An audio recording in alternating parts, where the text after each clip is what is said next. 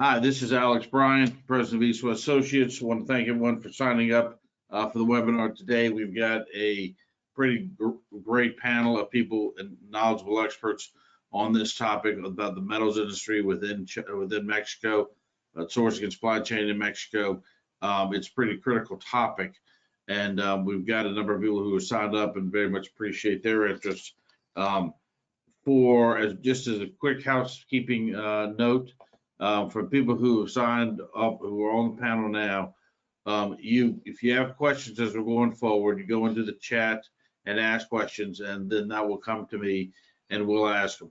If we run out of time to answer all the questions that we have, you will receive a written or a verbal communication within 48 hours of this webinar, right, on either tomorrow or Monday. But we've got a great topic. Real briefly, we're going to go through as part one, just the webinar series, the introduction, and then part two about China and how that's effect on Mexico. We're going to finish that up in about 15 minutes. And then we're going to turn to the case studies, which will take about 5 to 7 minutes. And then we've got an open Q&A discussion for about 35, 40 minutes, which is the point of this, right? Is really to let the experts talk and explain. And we've got a series of questions we already had from the registrants, but again, if anyone has a question, please feel free to text it to us and we'll get those questions answered. So moving forward, just a brief introduction of East West, explaining while we're on the phone who we are for those who have not participated before. East West is an operational execution firm. We are on the ground, have EWA executives on the ground in China, Southeast Asia, Vietnam, Thailand, Philippines, etc., Mexico, and then Poland, Central Eastern Europe, and the U.S. And the people that we have, the workforce, all are experts and in their particular countries. So we have people on the ground in all for China, Southeast Asia, Mexico, and Central Eastern Europe, in the U.S. And all of them had P&L responsibilities of run companies on the ground in their markets. Then the East West team is one you'll see today are clear experts in certain in areas. They've all had P&L responsibilities to run companies on the ground in that particular market. So they've got experience of hiring, firing, sourcing, manufacturing, and they will be able to answer your questions today. East West Associates really does 4 things.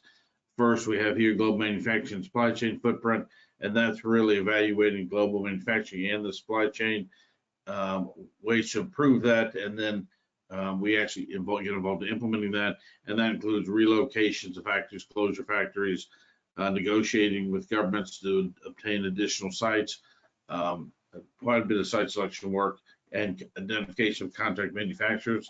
Second area we get involved in operational commercial improvements, and that's going to be everything from M&A due diligence to helping companies improve their facilities they have on the ground. M&A due diligence, we're seeing more of that in Mexico now. We just finished doing one recently for a private equity firm in the U.S. that was buying another company that had operations in Mexico. On the supply chain side, every aspect of supply chain, we're doing identifying, qualifying suppliers, third-party subcontractors, supplier evaluation, supplier transition, supplier improvements, all of that, as well as we can do background checks on suppliers, which is critical in our business. And the fourth area is we do a lot of human resource risk management, and that's primarily executive search for senior executives in these various in Mexico, Southeast Asia, China, and Poland region, Central Eastern Europe, and the U.S. And we also do a lot of interim general management work, and that's primarily focused on China right now, where we have companies asking us to get involved in having them run the facility after a general manager has been fired or terminated or left. Okay, here's the regions where we operate. As we talked about, here's a brief sampling of our clients. You can go on the website and learn more about East West, and please feel free. You can see more clients, you can see our services, you can see multiple webinars. We do these webinars generally 2 or 3 a month. Our webinar series we're doing right now, you can see there were 3 in November. The first 2 were on Mexico, and now we're on the 5th one now. So 3 out of the 6 we've done are in Mexico. that shows the importance of what we're seeing on the ground in Mexico, particularly for companies who are looking to relocate or find have a China Plus One model, finding additional suppliers and manufacturing and third-party contractors in Mexico. The last one we have is next week, and that's on global manufacturing and supply chain footprint, and that's next week. So please feel free to sign up if you would like to. The introduction of the speakers are the team we have is a pretty impressive group of people. I'm going to start off with Carlos Flores. Carlos, if you would provide background on yourself and then turn that over to Zeferino. Well, thank you, Alex, and thank everybody for joining, all the participants. I think these webinars are a very important part of understanding what, in this case, what Mexico is, what Mexico can provide, and on the steel and metal part, I think it's Mexico has a lot to offer, and the idea is to clarify if it makes business sense for your companies to establish in Mexico, and if it does, East and West can help you to walk hand in hand so you have a successful landing here. And about myself, I've been 25 years in the steel industry. I have studies in metallurgy and metal mechanics, and work for large trading houses like Coutinho Ferrostal, large service centers and distributors like Villacero and Collado, and for some fabricators. So glad to be here and hope to be of help. Zeferino? Hello? Yes. Great, Zeferino, you would go ahead and provide your background. Yeah, absolutely. So thanks everyone for joining this webinar. I'm glad to be participating and being of help to you, trying to solve your questions, and looking forward to participating in projects with you. So yeah, I've been around in the industry for at least 25 years, based here in Mexico, helping mostly Western companies, mostly US companies, trying to look for alternatives for their supply chain here in Mexico. Most of these have been related to the metal industry. Okay, basically talking about machining, sheet metal work, fabrication and welding, castings, and so on. And I've been blessed to work with a great a group of people and develop myself in the oil and gas, semiconductor, white goods, and industrial automation. And also work for blue chip companies like Halliburton, Honeywell, Sumitomo. So thanks for being here. That's great, Zeferino. Thank you very much. Dan, if you'd provide a background of yourself. Yeah, Dan McLeod, Director with East West Associates. My background is engineering and factory management, operations management. Spent 21 years in Asia, overseeing operations and also overseeing large capital projects from the design through construction, hiring people, staffing, and startup. The last 6 years, I've been with East West and have been able to branch out where I've a number of assignments in Mexico, Central Europe, as well as Southeast Asia and China, so globally. Doing a fair amount of work around supplier identification, development projects, such as castings and machining and metal stamping, sourcing, in addition to quite a bit of site selection work around the region.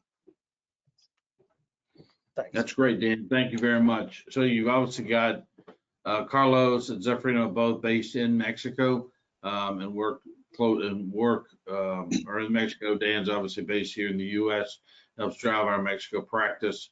So we've got the right people on the call today. So Dan, if you would take a little brief description, then we'll keep this brief, about what's going on, the situation in China, and specifically how that now is affecting what's going on in Mexico, because it's a core part of the situation that we're facing. Yeah. Certainly, many of the companies we work with have operations in China, and they went there, many of them in the late 90s, the early 2000s, looking for additional opportunities to either grow the market or follow their strong customers. Over the last several years, though, it's becoming increasingly more difficult, and started some time ago where regulatory enforcement and complexity of regulatory requirements frustrated a lot of companies and caused some inefficiencies, certainly, and added costs. This was followed by a period where you saw domestic competitors grow.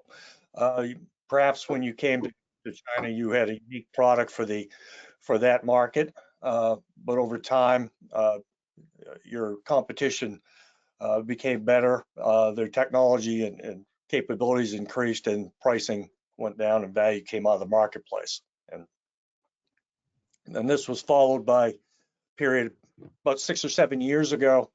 China 2025 policy came out, where it's really a selection of national champions, domestic companies, certain preferred industry sectors, and supported that, made it harder and harder to sell into China. This was followed shortly by trade tariffs that you're all familiar with, that don't seem to be likely to go away or to back off anytime soon. And there's a lot of concern. We just generally, the activity and the conversations we've had in the last month or so, it's becoming a really major concern, larger major concern. Period COVID, where all of us saw disrupted supply chains, high and unpredictable freight costs, and we're still reeling from that in many cases as supply chains get back on track. The slowing economy in China the last few years generally been considered underreported, but we've had growths in the growth rates at not much above 0%. Starting to see deflation in the marketplace over capacity, so it's going to place increasing challenges on companies trying to do business in that domestic market. And then finally, continued geopolitical uncertainty. What's going to happen with tariffs? Could trade be disrupted? Could industry sectors be carved out as can't import or export between China and the U.S.? So again, additional uncertainty that's causing people to take a serious reevaluation of their strategy. Next slide, Alex. East West did a survey of 150 manufacturers operating in China, U.S. companies. And what we heard back is that the majority are looking at and evaluating other alternatives to expand rather than China. It doesn't mean that they're going to shut down and walk away from the market, but really looking at spreading out their footprint, maybe regionalizing, but in any event, attempting to avoid tariffs and the issues that we talked about before. Many of them, the majority, were looking at other parts of Asia, Southeast Asia, but right behind that was Mexico as a destination for potential expansion. And so that's part of the background for our discussion today. Thank you. And by the way, we can do the math. We recognize that adds up to more than 100%, but it's because our clients, with the survey we did, allow them to have multiple responses. All right, so we're going to tackle the case studies. We've got 2 case studies of U.S.-based manufacturing firms engaging with East West for support on the ground in Mexico. Dan, I'll turn that over to you to go through these. Yeah, sure. This was a sourcing project we did a while back. It was a U.S.-based manufacturer of electrical components for industrial markets. They had been operating in China for a number of years, for 20 years now, and had been successfully operating there. They've produced good quality, they had good costs, they had good capabilities, good technical capabilities. So quite pleased with it. However,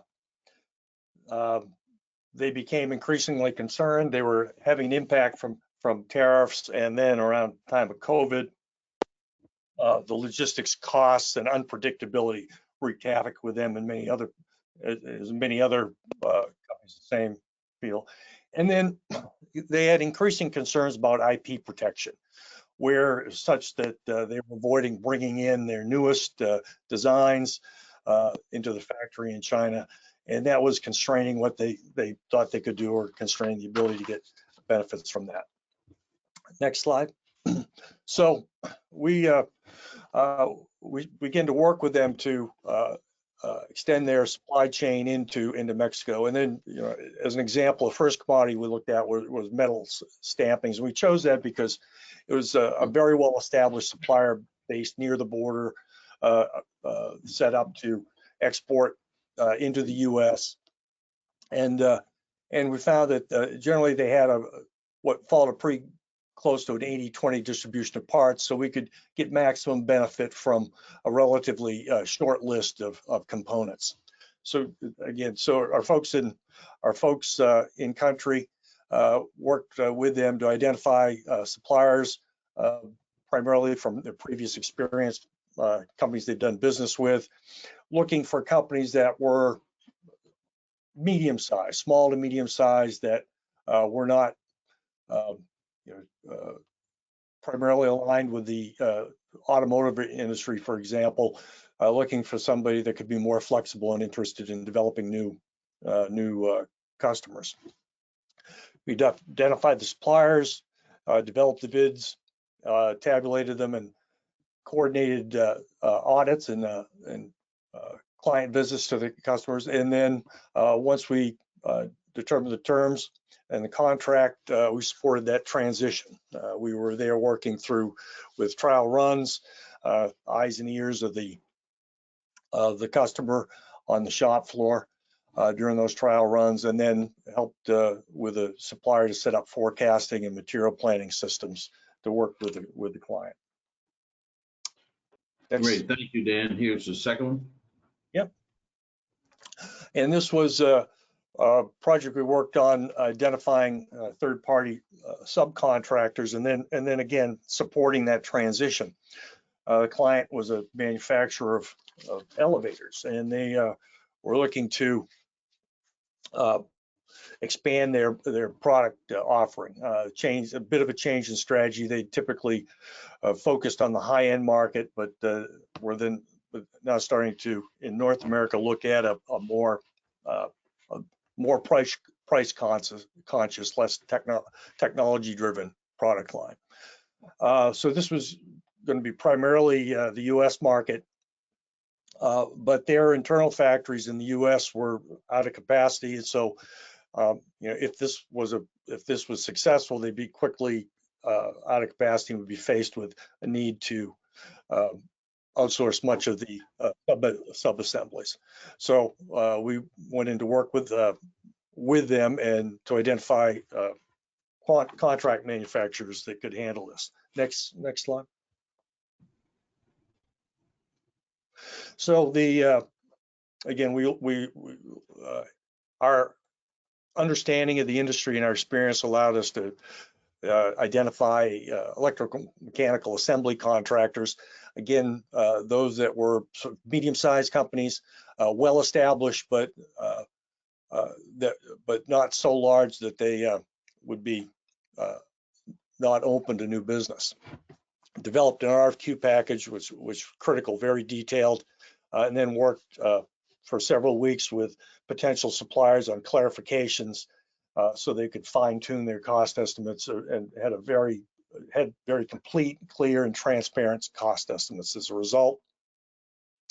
And again, to support this subcontracting contract manufacturing arrangement, we identified local suppliers of sheet metal, in particular wiring harnesses, fasteners, those other sorts of things, so that we could manage the local content to ensure that the local content of Mexican sourced parts, labor, operating costs would be such that it would be deemed a Mexican produced product, and have enough value add to do that to avoid duties going in the U.S. So next slide. And so, during startup ramp up, we also provided oversight on the factory shop floor, again, eyes and ears for our client. And it went relatively quickly. We went through the auditing process, any corrective actions on the quality systems and the testing requirements. PPAP samples were produced and accepted, and within 6 weeks we'd scaled up one product, and then the remaining two are currently being ramped up now, and expect those to be done early next year. Okay. All right, great, Dan. Thank you very much. So currently now we're going to turn to the Q&A discussion. At this point, as you can see, we're kind of right on schedule. We said that we would have about 40 minutes of questions, and it's 11:21, so that's what we're going to have. It works well. As we start off with this, just one point as we get into the questions. The growth of Mexico obviously has been enormous in the last number of years. I know we had a factory in Puebla, Mexico in 1996, a long time ago, and that was almost 30 years ago. And Mexico has changed dramatically, particularly in the last 7, 8, 9 years. It's been a pretty dramatic growth, and we've seen what's going on in China and the geopolitical concerns and coming out of COVID, right, with high tariff rates, the tariffs, the COVID, and then we saw, freight rates going up to $35,000 in that range. Obviously, a lot of companies started looking at Mexico, and Mexico is great for a lot of companies. Mexico and the U.S., not a replacement for China. China has their things they do quite well.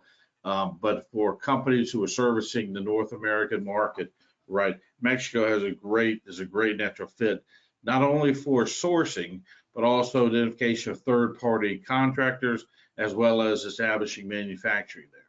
So we'll dive into this with these speakers. First of all, I'll start off with Carlos. I will ask you, but I want Zeffirino and Dan to jump in. This should be just a good conversation between the three experts. Carlos, I'll start with you. How big is the steel industry in Mexico? How does it compare to the U.S. in size? Thank you, Alex. Yes, the Mexican steel industry, is around 100 years old, and it has went through a lot of changes. Started as most countries, it was a government business, then evolved into private Mexican businesses, and then after the globalization, early 2000s, it moved to Argentine, American, Japanese, and Indian companies. So right now we're talking about 20 million tons of capacity. About that, that's the an overall figure, and that's about 1/4 of the United States capacity. That's just Dan, you provided this slide here. If you want to elaborate upon what Carlos is saying. Well, yeah. So, it's the size of the industry is about 1/4 of the size of the U.S. About 40% of the steel used in the country is imported, and we can talk a little bit about that. But so you've got steel coming in, and so that can sometimes be interesting to understand the import regulations. And that's one of the topics we'll talk a little bit about with. But 78% of the exports, the steel containing exports, go to the U.S. So this is much of the consumption is driven by manufacturing to support the U.S. So. Interesting. Okay. So we will. So adding a little more, about this 20 million tons of capacity. Right now, half of that is from Ternium, Argentina, and the Mexican industry is more on the commodity steel side. So we're talking hot rolled steel, cold rolled steel, galvanized steel, steel plate, and without any heat treatments. And that's Ternium, which is half of the capacity. Then we have ArcelorMittal in plate, which you know is an Indian conglomerate. And then we have the Mexican companies, which are mostly in long products. We're talking rebar and industrial profiles, and that will be the Acero, the Grupo Cimec, Tiasa, and that's kind of about it. So Carlos, within the ownership of the steel companies, it's kind of spread. You've got obviously Yes. Mexican steel companies as well as foreign steel companies are also in Mexico. Yes, exactly. Okay. And when you're looking at the steel sector, obviously the large steel manufacturers, a lot of them are in Mexico.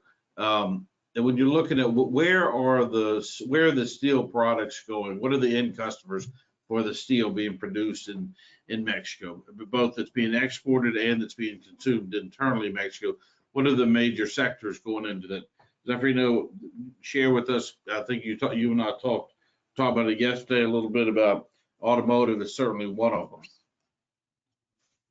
Yeah, automotive, Carlos, correct me if I'm wrong, but automotive, it's a big consumer for steel here in Mexico. You know, there are several assembly plants for different automotive companies. You know, we have Honda, we have Mazda, we have General Motors, Ford, BMW, Volkswagen, Audi, Kia. Mhm. And so on. And all these are, big consumers of steel lately. And I don't know to what percentage, but I would say they are ranking, the top steel consumers right now in Mexico. That definitely automotive is playing a big role now in steel as a steel consumer. Absolutely, Seferino. I mean, you're right. They are the two major consumers of steel in Mexico and probably in the world are the construction business and the automotive industry. And then you have the other industrial components. And the thing is that most of the automotive steel was imported at the beginning from where the OEMs or the automakers were. For example, Ford they have trucks in Sonora Northwest, and Stellantis and GMC they have operations in the Northeast. So all of the steel came from the U.S. because they were American brands.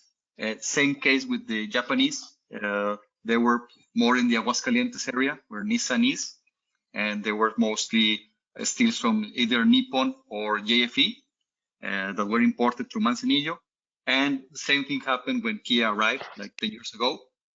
POSCO, which is the large steel mill in Korea, they handled all the steel for Kia. And Mexico was, producing all the construction steels. But that picture changed because Ternium and Nucor and other companies co-invested into steel grade manufacturing in Mexico. So right now, the Mexican industry is participating also in automotive steels in some cases. And that also adds a second layer, which are the service centers, because all of these steel coils require either slitting or leveling. And there is plenty of service center capacity and processing companies. And again, some of them are from the countries where the automaker is, and some of them are Mexican. But for sure, there's plenty of capacity in that part of the supply chain too.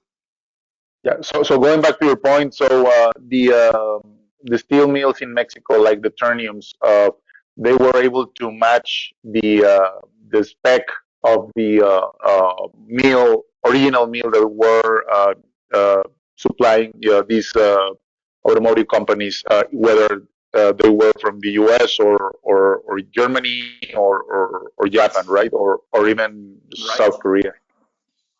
Right. You know, and in the so these these companies, like for example, I'll give you one example. Just Terni, they open a plant called Tenigal, which is here in the Monterrey area, and they are doing complex phase and dual phase steels, which no Mexican mill could do 5 or 10 years ago. Then that's an automotive grade, and you know how tough being approved and certified by an automotive company is. But they did it, and same thing is happening with American and Japanese companies co-investing precisely to produce in Mexico these steel grades. And did So you for see sure that? there is capacity. You talk about that on the automotive side. So the Mexican companies were able to get approved as Yes. suppliers. That's one of the challenges, right, in the automotive Right. sector. Right, and also the logistical cost, the nearshoring. I mean, the COVID, everything steer the industry into the direction of having domestic automotive steel grade production, and also some of the American companies like SDI, Steel Dynamics, they open a plant in Corpus Christi or near Corpus Christi, which is also doing automotive grade coils. Right. And just step back where the mills are. Normally, a steel mill sets or establishes where they're going to operate based on raw materials. So in Mexico, there is in the old way of doing steel, which is a high furnace, they require both iron ore, and they require carbon. So those old steel mills established in the northeast, where the mines of these products are, and also in Michoacan, in the middle west, where ArcelorMittal is, which is in the past it was Sicarsa. But then the industry evolved, and right now the electrical furnaces just need steel scrap to produce new steel, and that's why there's more flexibility in where the steel mill can be established. And then the second part of the equation on where to establish steel mill is where your end user or main customer is, and that'll be where the automotive companies are. So it's a clear picture that where the steel mills are in the northeast, center, and near the Michoacan area, where ArcelorMittal is. Very interesting. When you're talking about, we got the map. We can come back to this, but you can see where the mills are, and then also where the service centers are. If you are some of the largest, there's obviously a good mix of both Mexican steel manufacturers and foreign steel manufacturers in Mexico, and you all have talked about the growth of that industry and how it compares to the U.S. Do you all see continued growth in the steel production in Mexico, whether it's Mexican producers or foreign producers, of that domestic production continuing to increase, continuing to rise going forward? Yes. I think if we look at the picture 10 years back, we saw major investments from Mexican companies and also foreign companies. There were major investments. Most of the companies invested in new mills and expanding their operations. Okay, and same case in the U.S. And that was also part of the protection and certainty that the governments gave. In this case, the Mexican government has supported these investments with tariff support from countries like China, and so they've been able to have the certainty to invest in new capacity. So I think we just saw it's in Mexico. We just saw a major increase in domestic production in new steel mills, and I think there are 1 or 2 investments right now going mostly on the automotive industry, but for sure not at the pace that we were looking 5 years back. Right, right. Do you think that when you're looking at Mexico, for example, Mexican steel, we talked about here on question 5, which has come up a lot, about importing certain grades of steel into Mexico, right? And we talked earlier about how that process works, and we talked about the Germans, BMW, they were really bringing it from German firms. Same with the U.S. companies are bringing it. Yeah, and then and we obviously saw that, and then you had the Mexican firms stepping up, and then they're also offering what they could where their efforts are. But on the Mexico side, obviously it's going into automotive and construction. I would think you'd have a fair amount of steel going into white goods or going into oil and gas, given that Mexico is such a huge producer of oil and gas.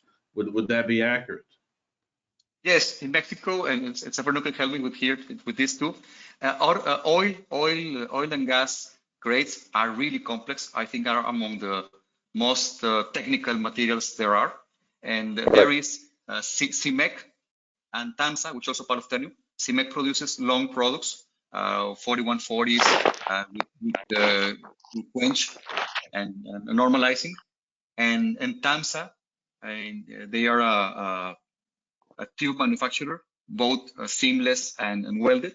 They are in Veracruz, and they are producing oil and gas grades, and they are approved by the largest companies like Weatherford, Halliburton, or Schlumberger. Yeah, and going back to your comment a few minutes ago, Carlos. So Ternium invested in that TAMSA facility, brand new facility, probably about 10 years ago or so, around $1,600 million in a brand new facility. So that gives you an idea of the level of commitment, right? That there are on these companies, to continue investment in the country. So yeah. Right. Exactly. Right. Exactly. So, and also thinking globally, I was recently in a steel industry congress in Atlanta, and they were explaining that by 2050 they expect the steel capacity to grow in about 2.5 million tons. So the industry is for sure growing, and that globally, so it will grow in this cluster that we have with Canada and the US for sure. And there's also something that we didn't add in the conversation, which is, I think, is for another conversation, is the green steel thing that is happening. As I mentioned before, in the old days, most of the steel was produced in high furnaces. They're amongst the most pollutant industries they are in the world, but that changed to electrical steel mills feed with scrap, and the US has about 60% of green steel capacity. I mean, their 60% of their capacity is green. That's way ahead on other parts of the world, even Germany. And what the big think tanks expect is that at some point, new tariffs will be imposed on those steel mills that are using oil practices and polluting practices to produce steel, and this will drive new and more investments with the new technologies. Yeah, definitely, we're headed that direction. I have one of my steel suppliers implementing right now the green steel policy right now, and they're saying that it's playing a major role currently, and definitely this is something that every industry is going to be changing towards this direction. And as you said, there's going to be tariffs imposed to those steel sources that are not using green technologies. Yeah, definitely, that's going to play a big role in the coming years. Yes, exactly. For example, Europe is not that advanced on their green conversion, but they are way advanced on their management. So what they're doing is that they have a carbon bureau adjustment management entity. So basically, the importers will pay the taxes from those steel mills have a higher carbon footprint. So they are already measuring that, and they expect by 2026 to start taxing. So probably the US and the USMCA cluster are gonna do something similar. So it's important to have that in your business plans, because at some point your companies will need to manage those carbon footprints certificates and making sure that you're sourcing from the best mills and the least pollutant mills. That's a very good point. That's a very good point that a lot of people are missing as far as things coming forward in the future. Yes. Well, one point I wanted to add, when you're bringing in a product, if it's a specialty product, especially grade of steel coming into Mexico, where is that from?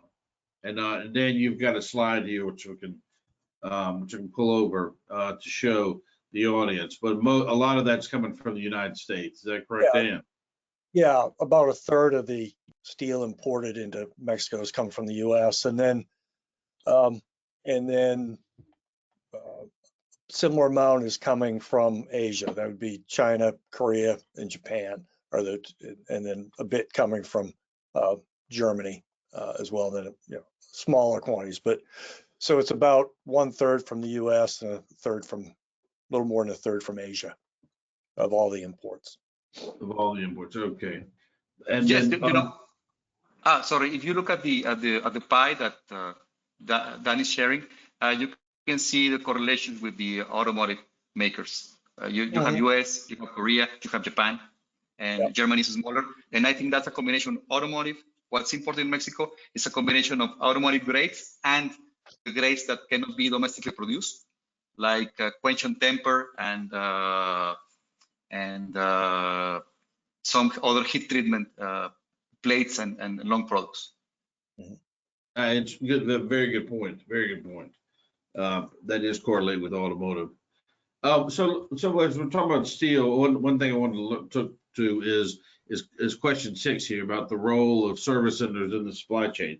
And I would like to ask Carlos if you would, Zefrino and Dan, would talk a little bit about service centers, explain what they are, explain who their customers are, explain why smaller firms like service centers. If you can kind of address that topic and what the role that's playing in the supply chain, because it's a pretty critical one. Right. Well, Yeah, I can think a little bit about yes. this. So, I mean, service centers, play an important role in the supply chain because, if you do not have, let's say, the volume, the mill is not going to pay attention to you, right? So that's where these people become important because they can consolidate volume from different customers and they can approach the mills and then the mill will look at them and say, okay, you have enough volume, we can supply you, right? And those service centers not only consolidate the volume so that they can sell it to you as a retailer, but they're also adding value to those products, right? Whether it's flat or it's round or any shape. So basically, what they would do is prepare the steel, add value by either cutting it or slitting it to the size that you need, and even do a secondary processes. Right, some of the service centers have um, the capability to pickle the steel, right? And then they oil it and sell it to you pickle, right? Where when they come from the mill, they're not like that. So they have some of these service centers, these capacities. They can supply to you in small batches, or they even run, VMI programs, Kanbans, you name it, right? So they play a big role here with the manufacturers in Mexico. So there are a lot of good ones. And I know, Carlos, you've been working with service centers before, right? So you can maybe explain a little bit about your experience there. Thank you, Severino. Yes, you have experience in, putting together contracts for service centers. And in my case, I work for a couple of big distributors and service centers, and I think they add value because depending on the size of your business, that'll be where you buy from, the right channel to buy from. That can be a mill, okay? In that case, you will have to import, or it can be a trading company. Where in this case, they can import or sell you at the port. And distributors can also import and sell you door to door, which is in some cases makes sense. If your company is not large enough to justify an import-export department, then you can buy imported steel already DDP in your company. And also, as Seferino said, if you don't have enough volume to go to the mill, these companies, you can put together a contract and with some price adjustment mechanism based to the CRU or the steel scrap to have certainty of prices and make sure that your product and steel flow is steady. Okay? And they can also provide slitting, leveling, blanking, and other services. So it's very important to understand your volumes, your the steel grade that you're buying, and look for the right company to serve. Forecasting is also an important thing because if there are any changes in forecast, these need to be communicated timely because depending on the steel mill, they will depending on the steel mill, some are more flexible than others, but as a rule of thumb, I think they are planning 4 months ahead. Carlos, is that right? Yes, well, I mean, that depends probably on if you look into domestic Mexican production, you're looking at 6 weeks, 4 to 6 weeks, depending on how busy the mills are. And if you look for mills that are outside of Mexico, that can change from 8 weeks, maybe from the US, up to 4 months out of Asia or Europe. Also depend on how busy they are. Right now, mills are forecasting available capacity. So I think these figures stand. Right. But at the end, what we want to say is that there is important steel capacity in Mexico, and if your product is right for the Mexican steel supply, that can be a good combination for your business case. And of course, if it's not, it can be complemented by the foreign or imported steels, because Mexico has a lot of free trade agreements, for example, with some places in the Pacific like Japan, and of course Europe and the US. That makes very good sense. I mean, the service centers are critical. I'm glad you all explained that, because some of those, I mean, I know we've run into situations where the mills themselves will not do the secondary processes for you. You've got to be able to get that primarily from service centers. Let's turn our attention to aluminum castings and extruded parts, right? On question number 7 here, we were talking about castings and we're talking about the aluminum business, right? And there's obviously lots of aluminum castings.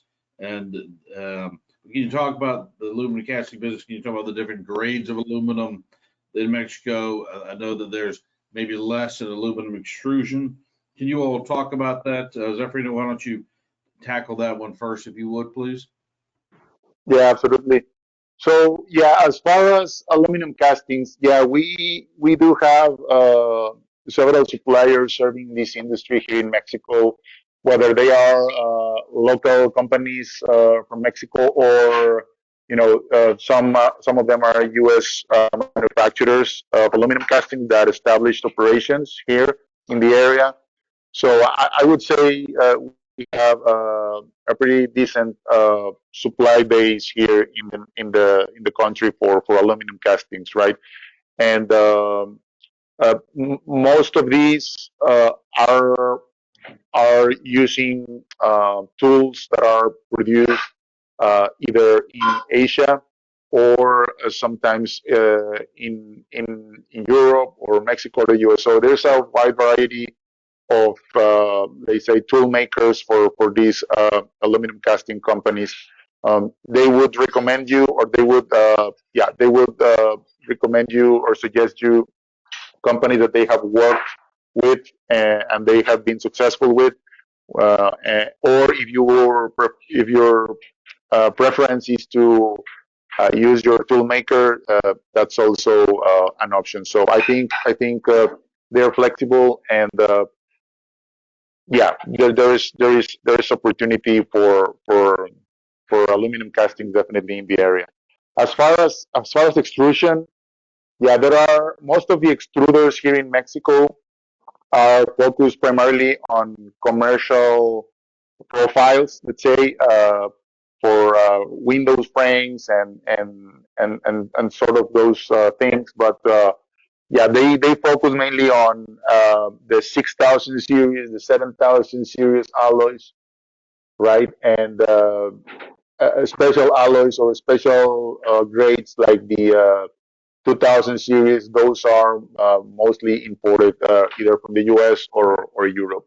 But yeah, looking at those extrusions, yeah, some of them are regulated depending on the aluminum grade. I can speak about the 2000 series, for instance. If you are talking about 2024, there are certain bars that you can import to process here, but if they have a certain size and up, you will need to fill out a form and so that it can be imported, which states that you are not fabricating, weapons with those aluminum grades. So basically, I would summarize these as, yeah, there are several extrusion companies that can produce the extrusion that you want, but it will be limited to the alloy grade that you call out in your specification. Right. If not, I mean, it can be imported from the US certainly without any problems. Yeah, and when you're looking at the map of where are most aluminum facilities located, often along the border, or do you find them also in the middle of the country? We see a lot of the steel mills and service centers. Two big ones are located in the northeast, so around the Monterrey area. So we're talking about Cuprum, which is a large aluminum manufacturer here. They produce stairs, aluminum stairs, and ladders. Sorry, and also we have Indalum, which is big in the window frame manufacturing. And these two are located here in the north east of Mexico, but in the center there are also a few other players that are important to the industry. Right, right. Okay. That's very helpful. On the aluminum business, if you're thinking about that, or you're thinking about the other types of alloys there, just looking at brass or bronze or copper. I mean, Mexico is a large producer of this. So kind of going to question number 8 about brass, bronze, and also copper. Can you talk about that? You talk about that as far as where is the production held for that? Where is that? What kind of products like household fixtures is it going into? Can you address that industry? Yes, absolutely. So yeah, so Mexico is a copper producer, and it plays a big role in the industry also. As you know, brass and bronze are derived from copper. So yeah, there is one big company which is Nacional de Cobre, Nacobre. They have production of copper and copper alloys here in Mexico that are important to the white goods industry, the plumbing industry, you know, and they produce these alloys in different shapes, bars, hex bars, uh, even flat steel. They can produce that as well. Tubes also. Yeah, but again, if we are looking to commercial grades, yeah, those are available in Mexico. But if you are looking into special alloy which contains copper, those would be imported from different countries, whether the U.S. or Japan or Europe. Okay, so you won't find here exotic copper alloys like copper titanium or copper nickel, stuff like that. That would need to be imported. But if your product is more of a commercial grade, definitely there is opportunity for these companies to supply your materials, whether it's brass, bronze, or copper. Yeah, and I know a couple years ago but when you and I and Carlos and Dan worked on for a company that was in the plumbing sector, right? Finding the right brass and the bronze, and they were pleased with what they got out of Mexico. I think the question comes down to whether, well, one question comes down to kind of what are the challenges in that sector, and one of that is what is the surface finishing, right? You may have to bring in or import products that have certain kind of unique surface finish. Right, right. For that case that you talk about, Alex, yeah. So this company was looking into produce the raw material here in Mexico, which was a brass with very low lead content, and Yeah, yeah, we reached out to a supplier here who is continuously casting this type of brass. They did not produce the exact spec that they were looking for, but they were able to get to the low lead level of their specification, and I think we were successful doing that.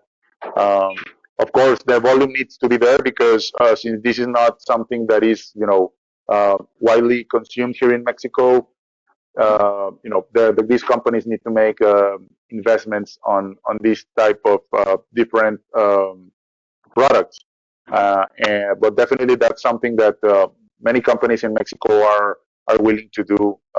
They have developed different specifications just to support their customers, and yeah, also many of these companies are supplying these materials to machining centers, machining companies, where they either turn these parts or machine center these for different industries. As I mentioned, the plumbing industry, or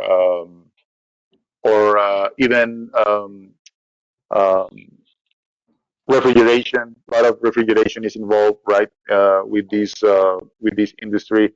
A lot of companies doing these tubes, air, and connections for refrigeration and HVAC. yeah, like HVAC and refrigeration, absolutely. Um, I know we're running close on time.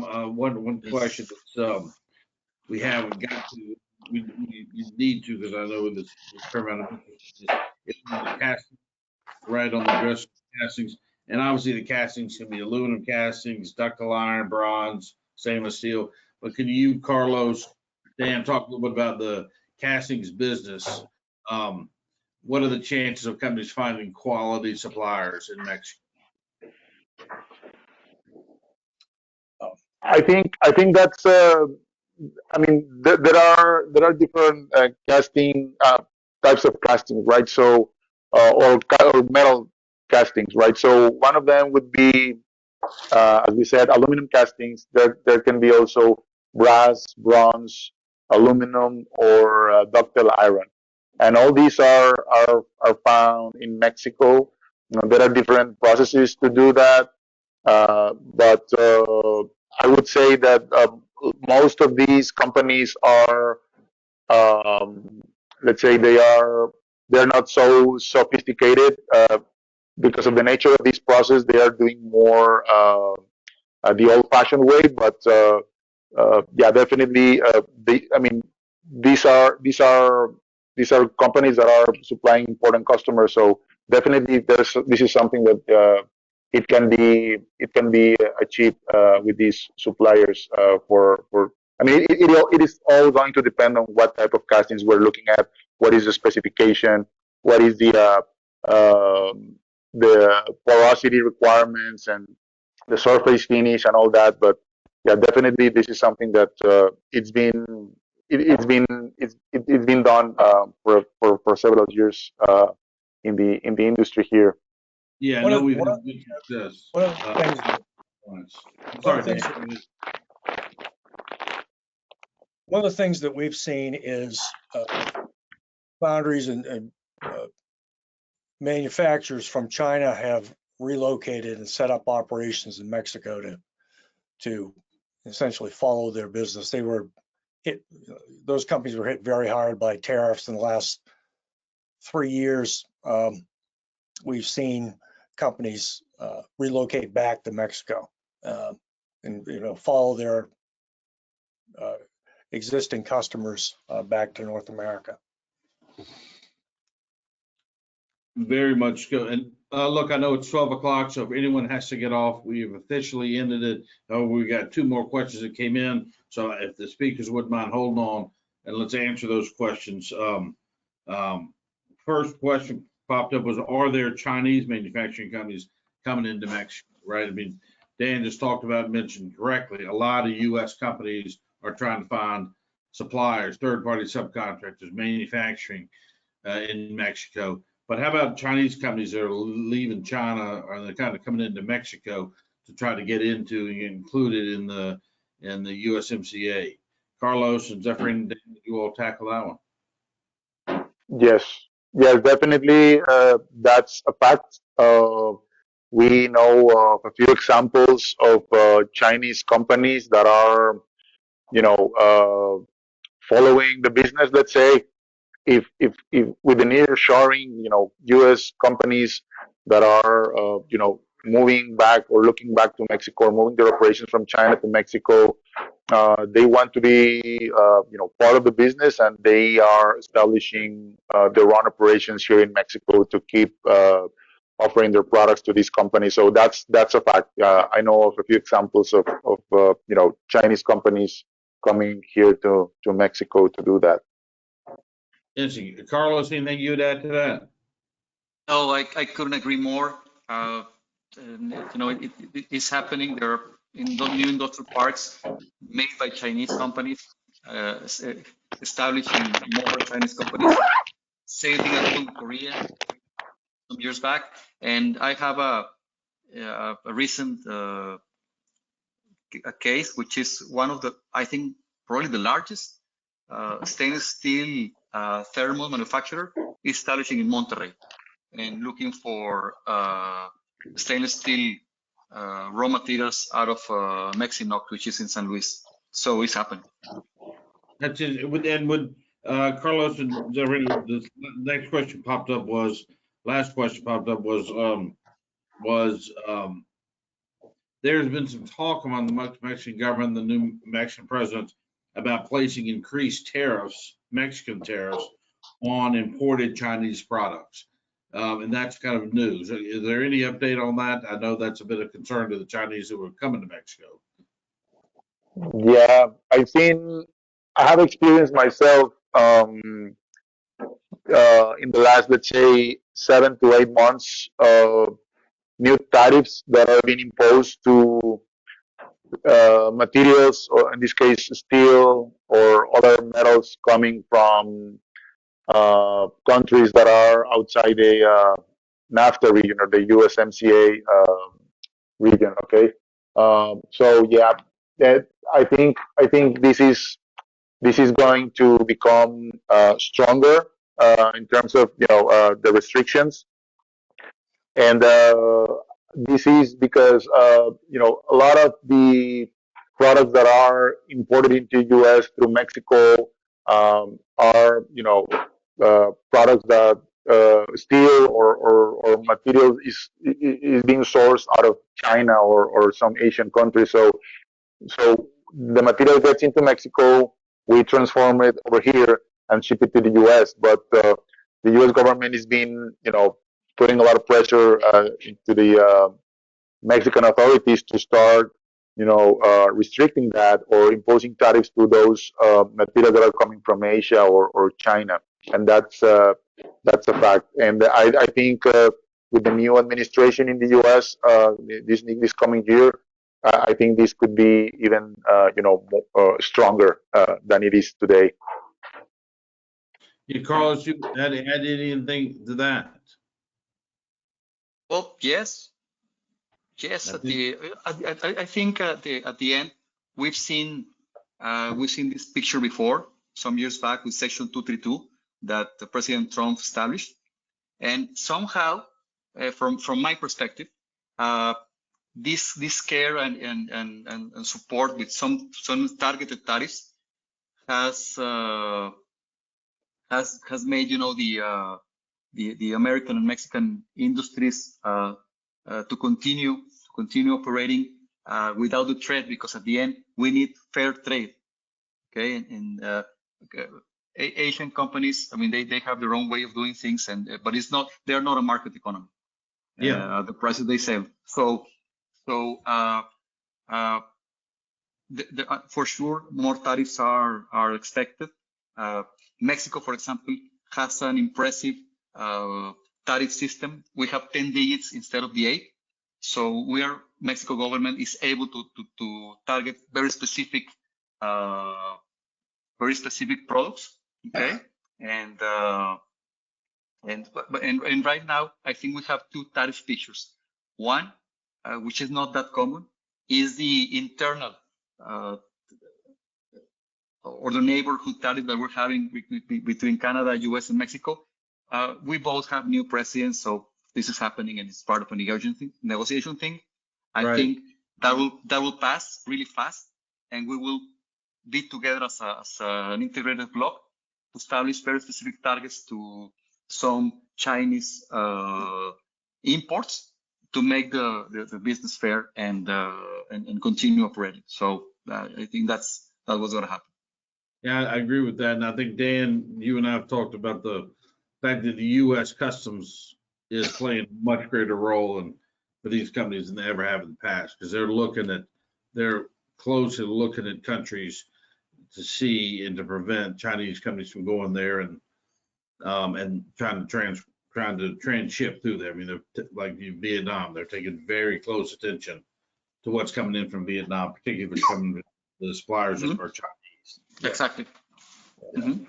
All right, well, look, that ends. Appreciate we're going. I know we went over, but we had those additional questions. That concludes today's webinar. I'd like to thank Carlos Flores. I'd like to thank Zeffirino Velez and Dan McLeod for participating on this and providing us expert advice.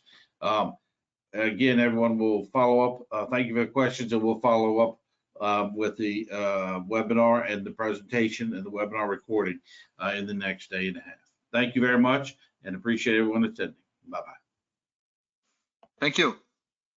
Thank you.